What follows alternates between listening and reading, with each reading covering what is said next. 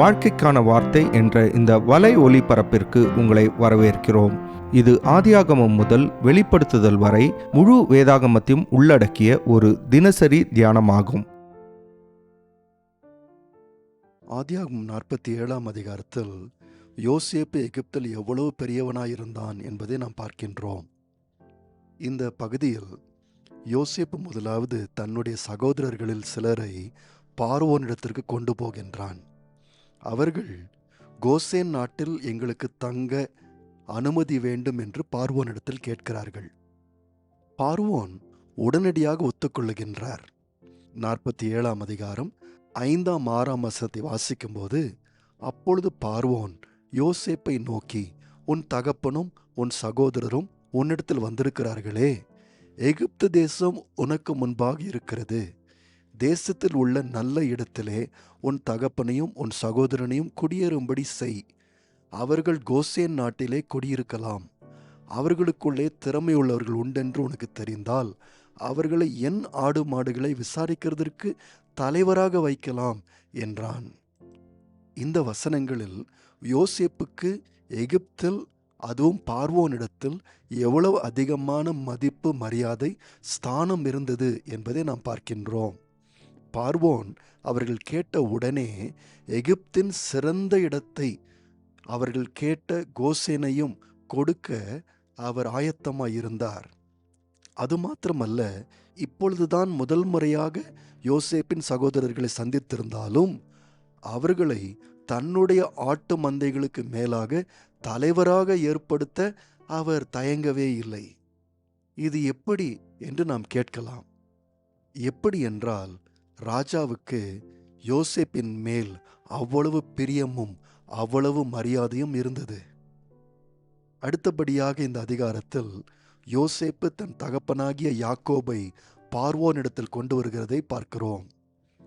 ஆச்சரியப்படும் விதமாக யாக்கோபு பார்வோனுக்கு முன்பாக பணிந்து கொள்ளவில்லை. மாறாக யாக்கோபு பார்வோனை ஆசீர்வதிக்கிறதை நாம் பார்க்கின்றோம்.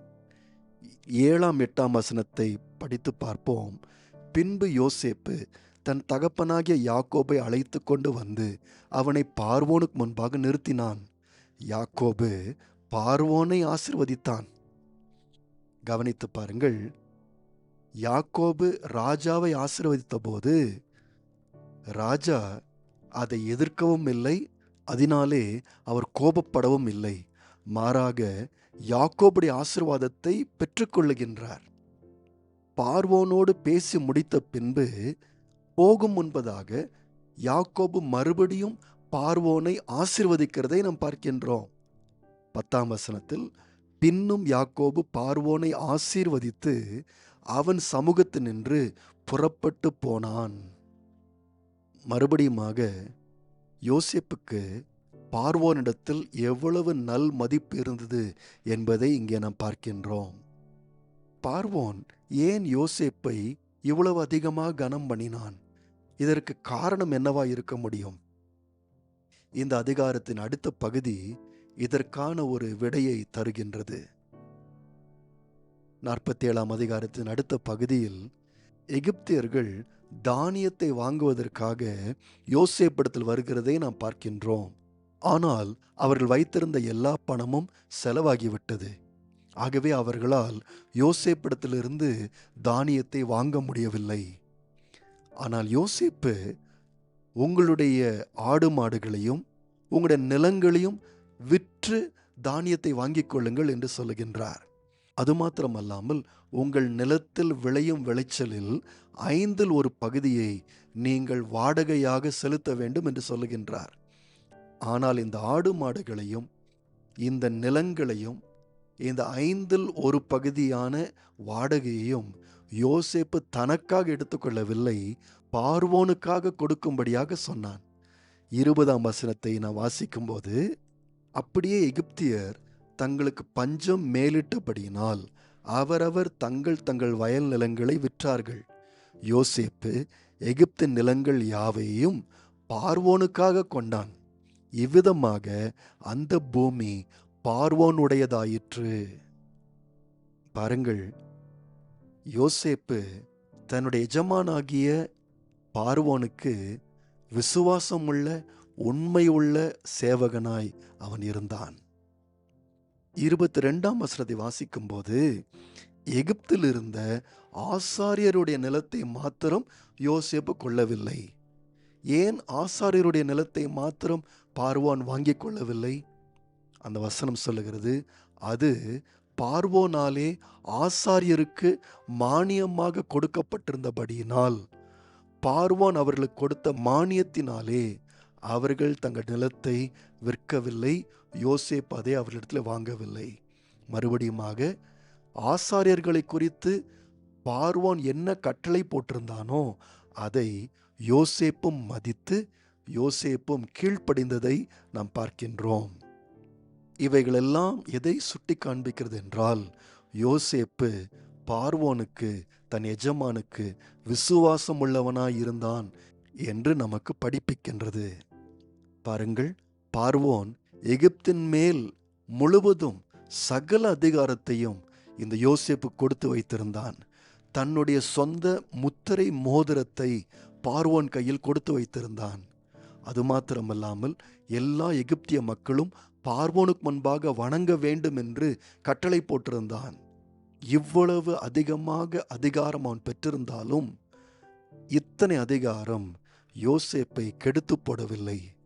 அவன் தனக்கு மேலாயிருந்த பார்வோனுக்கு எப்பொழுதும் விசுவாசம் உள்ளவனாயிருந்தான். இதே குணத்தை தான் போர்த்திபார் வீட்டிலும் யோசேப்பு காண்பிக்கின்றதை பார்க்கின்றோம். போர்த்திபாருடைய மனைவியிடத்தில் ஆதியாகமம் 39ஆம் அதிகாரம் 8ஆம் 9ஆம் வசனத்தில், அவனோ தன் எஜமானுடைய மனைவியின் சொல்லுக்கு இணங்காமல் அவளை நோக்கி, இதோ வீட்டிலே என்னிடத்தில் இருக்கிறவைகளில் யாதொன்றை குறித்தும் என் ஆண்டவன் விசாரியாமல் தமக்கு உண்டான எல்லாவற்றையும் என் கையில் ஒப்புவித்திருக்கிறார். இந்த வீட்டிலே என்னிலும் பெரியவன் இல்லை. நீ அவருடைய மனைவியாயிருக்கிறபடியினால் உன்னை தவிர வேறொன்றையும் அவர் எனக்கு விலக்கி வைக்கவில்லை. இப்படி இருக்க நான் இத்தனை பெரிய பொல்லாங்குக்கு உட்பட்டு தேவனுக்கு விரோதமாய் பாவம் செய்வது எப்படி என்றான். கவனித்தீர்களா? போர்த்திபார் மனைவி இடத்திலே அவன் என் ஆண்டவன் என்று சொல்லி தன் எஜமானை முக்கியப்படுத்தினதை பார்க்கின்றோம். தன் எஜமானுக்கு விரோதமாக இத்தனை பெரிய பொல்லாங்கை எப்படி செய்ய முடியும் என்று கேட்டான். போர்த்திபார் வீட்டிலும் தன் எஜமானாகிய போர்த்திபாருக்கு விசுவாசம் உள்ளவனாய் யோசேப்பு இருந்ததை நாம் பார்க்கின்றோம். அது மாத்திரமல்ல, தேவனுக்கும் விசுவாசமாய் இருந்ததை நாம் பார்க்கின்றோம்.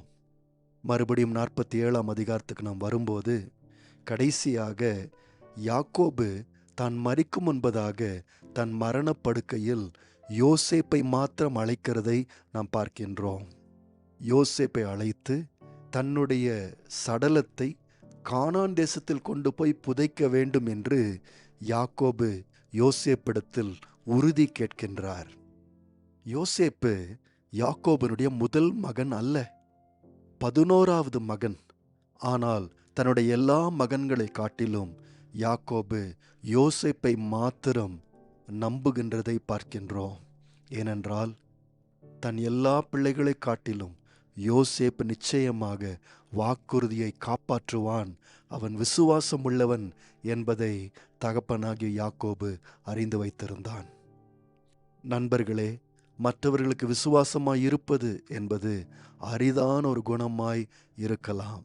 ஆனாலும் விசுவாசமாய் இருப்பது என்பது ஒரு மிக சிறந்த குணம்.